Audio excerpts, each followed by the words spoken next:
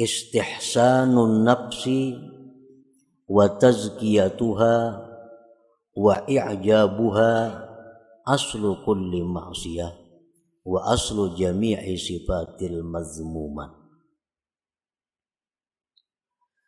Bermula menganggap baik diri, menganggap baik diri, menganggap bersih diri, dan takjub dengan diri, itu merupakan sumber segala maksiat dan sumber sekalian sifat-sifat yang tercela. Kita merasa diri kita ini sudah baik, kita merasa diri kita ini sudah bersih. Nah, apabila kita merasa demikian itu, maka perasaan itu adalah merupakan sumber kemaksiatan dan sumber segala sifat-sifat yang tercela.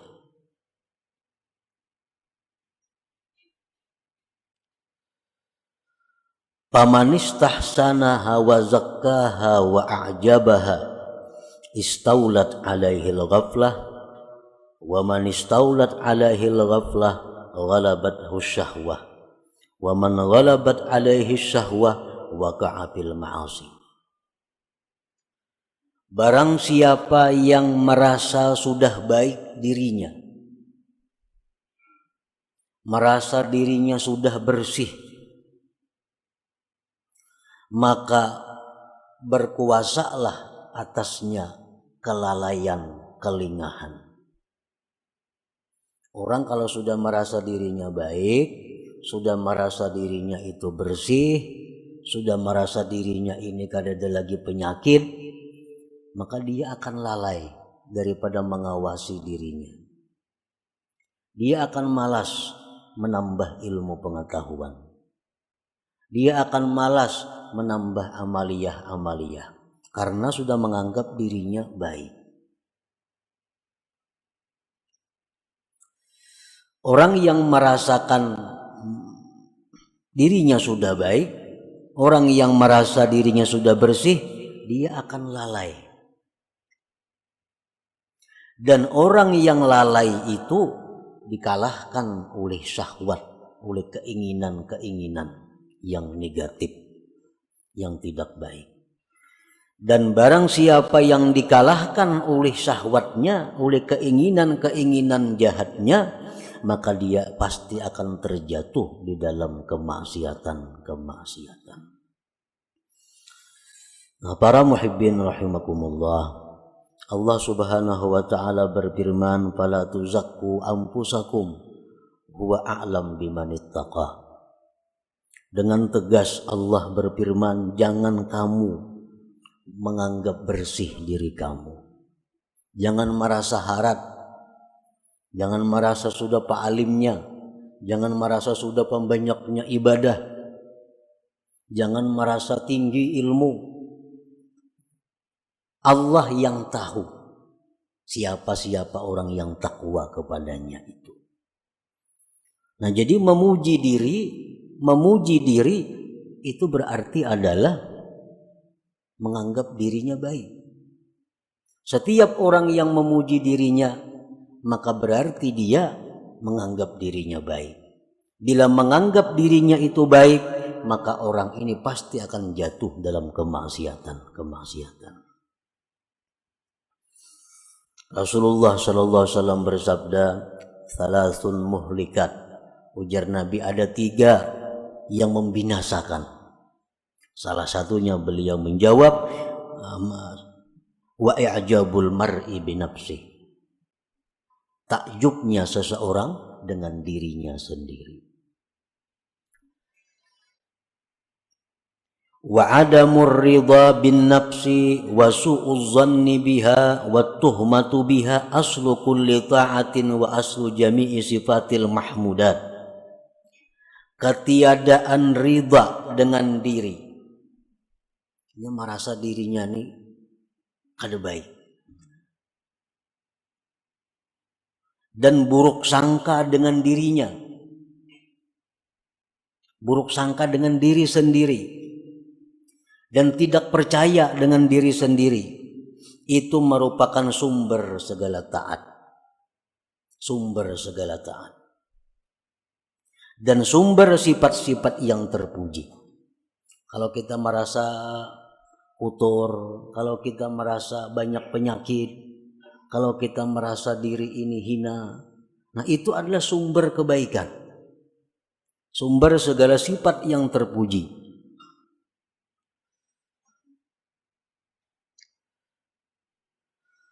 Faman istakbahaha wa asa'adh-dhanna biha wattahama biha intabaha wa tayaqqaza wa tatabba'a uyubaha wa raqabaha. Barang siapa yang merasa dirinya itu jahat dan dia berburuk sangka dengan dirinya dan dia tidak percaya dengan dirinya, maka dia akan bangun, dia akan jaga, dan dia akan mencari penyakit-penyakit dirinya dan akan mengawasi dirinya. Dan itu adalah sumber segala ketaatan. Nah, para muhibbin rahimakumullah. Jadi artinya bahwa kita ini disuruh memandang diri ini kotor. Disuruh memandang diri kita ini banyak punya penyakit-penyakit rohani. Dan memang banyak punya penyakit. Memang kita banyak punya penyakit-penyakit yang mesti diobati, yang mesti diawasi.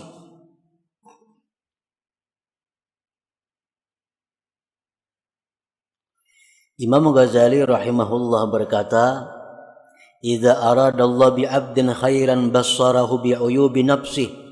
Apabila Allah menghendaki seorang hamba itu menjadi seseorang yang baik, Allah perlihatkan penyakit-penyakit dirinya.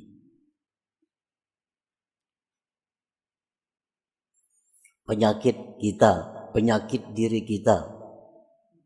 Pertama misalnya tulul amal. Artinya tulul amal itu kita merasa bahwa kita ini hidup lebih lama lagi. Kita menyangka bahwa minggu depan kita masih hidup. Kita menyangka diri kita ini bulan depan masih hidup. Kita menyangka bahkan tahun depan masih hidup. Nah, ini adalah penyakit. Bila kita merasa bahwa kita ini bulan depan, minggu depan masih hidup, berarti itu penyakit diri kita. Penyakit.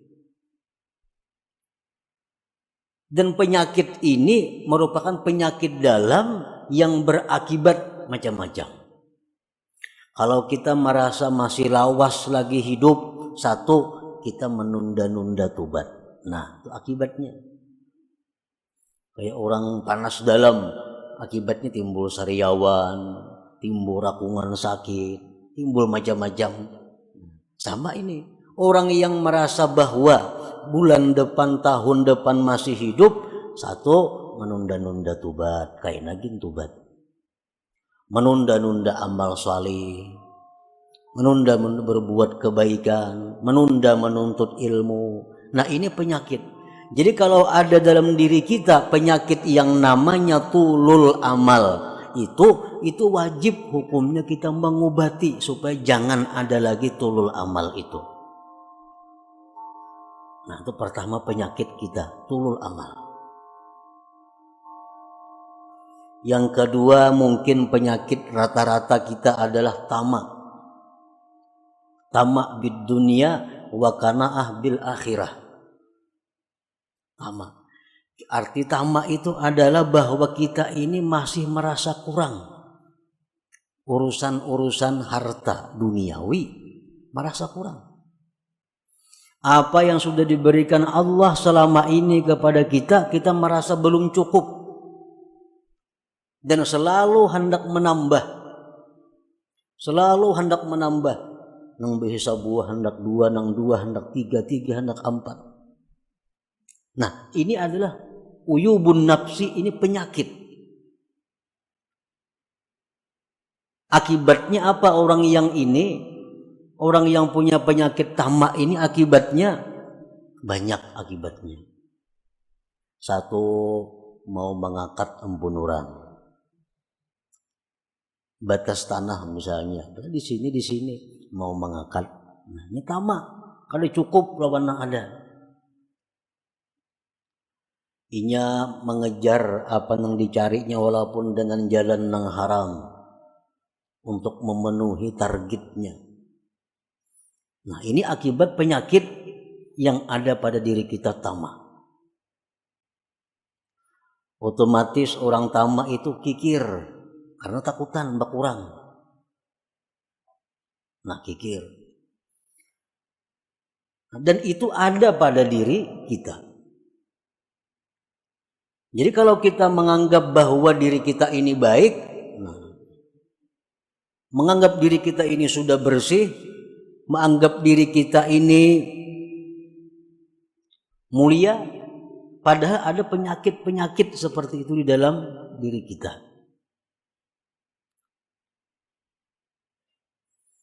Penyakit yang ada dalam diri kita lagi ada riya, sudah ada riya. Beramal, beribadah itu bukan karena Allah. Ada juga orang beramal, beribadah itu karena Allah, tapi minta dibalas di dunia. Riya juga. Orang baca surah Waqiah mudahan dapat rezeki berlimpah ruah. Orang membaca amalan ini supaya jadi orang dimuliakan oleh manusia. Orang baca amalan wirid ini supaya dihormati oleh manusia. Walaupun dia itu karena Allah, tapi tujuannya manfaat amalan itu dalam dunia. Nah, ini pun kalau ada dalam diri kita penyakit. Nah, apabila Allah Subhanahu wa taala menghendaki kita ini menjadi orang yang baik, Allah memperlihatkan kepada kita penyakit-penyakit diri kita. Pemarah. Pemarah itu penyakit. Sedikit-sedikit sarik. Kalau marahnya itu marah fillah, itu disuruh. Arti marah fillah itu marah di jalan Allah. Ada orang yang melanggar hukum Allah, dia marah. Melanggar hukum Allah. Ada pemarah ini kada. Kalau ada sesuatu yang kada cucuk lawan inya, marah. Nah, itu pemarah ngarannya. Dan pemarah ini penyakit, bisa berakibat dendam, bisa berakibat berniat buruk kepada orang lain. Nah, bermula dari pemarah. Orang yang merasa dirinya pemarah itu wajib hukumnya fardu ain menghilangkan penyakit pemarah itu. Sebab dengan adanya marah itu kita dipermainkan syaitan. Seperti bola, ditendangnya ke sana, tendangnya ke sini. Dan orang yang sudah pemarah itu berkata-kata yang tidak terukur lagi. Kada tahu orang tua, kada tahu kuitan, kada tahu siapa. Bila sudah marah itu macam-macam. Allah Subhanahu wa taala memuji di dalam Al-Qur'an, wal kazimin al ghaiza. Orang-orang yang mampu menahan marahnya.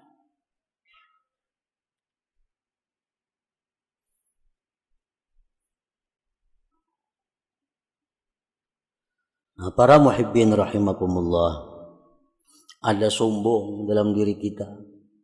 Nah, semua itu penyakit, tetapi penyakit ini selama kita masih hidup, nah, belum kelihatan, belum terasa. Begitu kita mati, maka penyakit ini akan menjadi serigala, menjadi kala, menjadi ular yang menggigit kita. Nah, penyakit itu.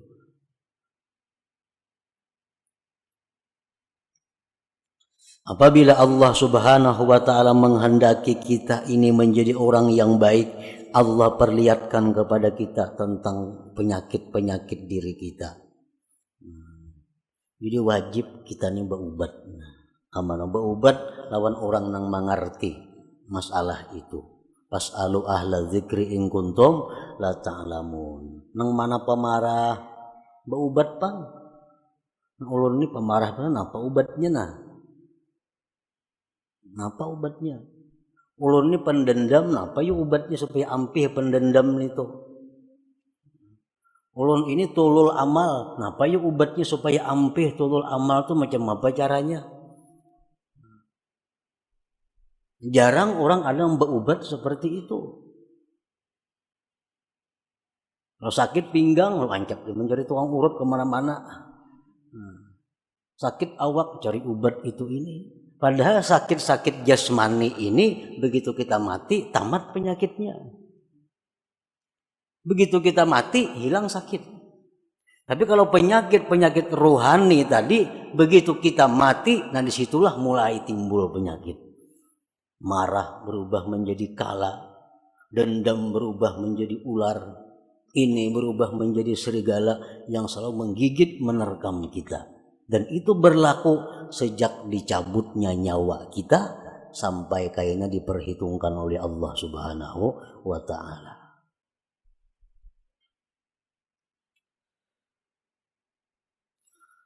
Para muhibbin rahimakumullah. Qala Abu Habsin radhiyallahu anhu mundu arba'ina sanatan i'tikadi fi nafsi anna Allah yanzuru ilayya nadhara sukhti. Ujar Abu Hafs radhiyallahu anhu berkata, sejak 40 tahun aku ini berkeyakinan dalam diriku bahwa Allah itu marah kepadaku. Padahal ini orang wali, Abu Habsin radhiyallahu anhu. Ujar Sayyidina sejak 40 tahun yang lalu aku tuh berkeyakinan dalam hatiku ini Allah tuh selalu marah kepadaku.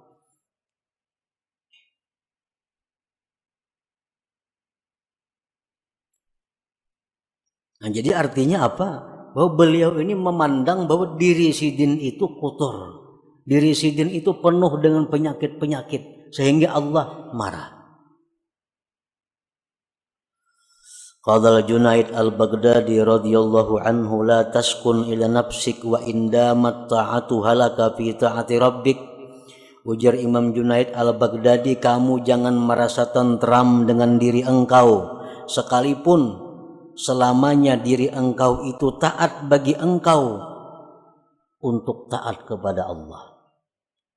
Padahal diri kita ini selama ini hakun tarus taat kepada Allah. Hakun tarus nuntut ilmu. Diri kita hakun tarus beramal. Diri kita ini hakun tarus berbuat baik. Walaupun demikian, jangan kamu merasa tentram dengan diri itu. Karena satu saat diri ini bisa berubah menjadi yang jahat. Berkata lagi sebagian ulama, wa man nadhara ilaiha bistihsani syai'in minha faqad ahlakaha. Barang siapa yang memandang kepada dirinya dengan menganggap baik sesuatu daripada dirinya, maka itu mencelakakannya. Nah, para muhibbin rahimakumullah. Jadi kita menuntut ilmu, kita membaca ilmu, mendengar ilmu, itu merupakan tanda dari sekian banyak tanda yang menunjukkan bahwa kita ini adalah orang yang tidak baik. Kita orang yang tidak baik. Jakanya kita merasa diri kita baik, kita sudah menuntut ilmu lagi.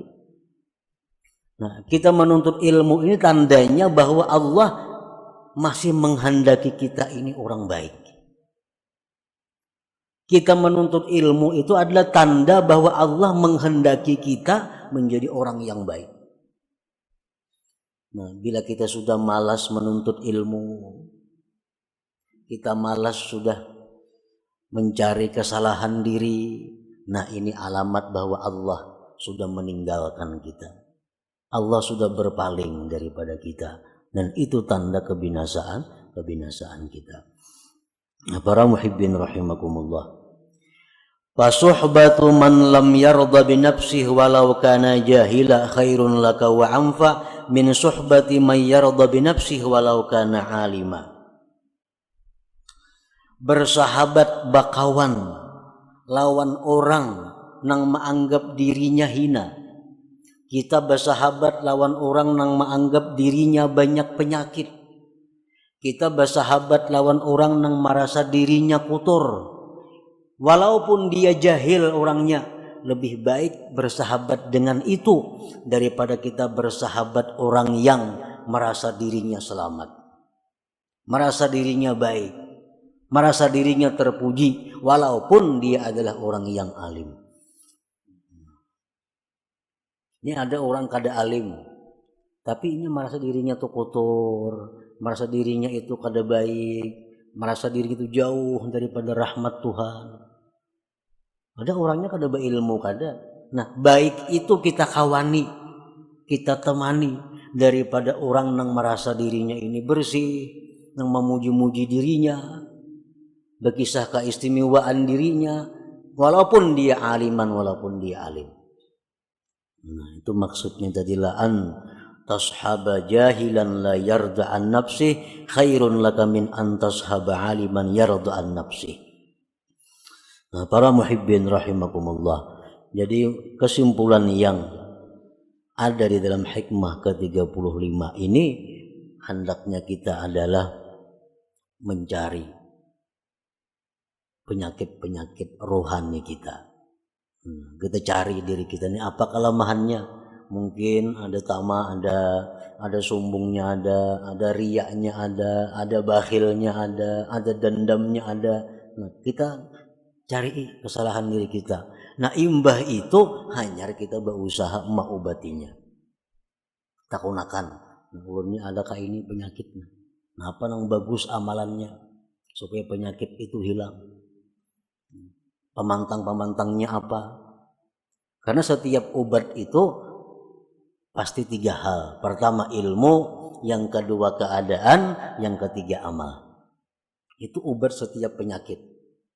Ilmu, yang kedua keadaan, yang ketiga adalah amaliyah. Nah, jadi kalau kita selalu ria, apa ilmunya supaya jangan ria? Kayak apa keadaannya supaya jangan ria? Apa amalannya supaya jangan ria? Nah, setiap penyakit pasti diobati dengan 3 perkara itu.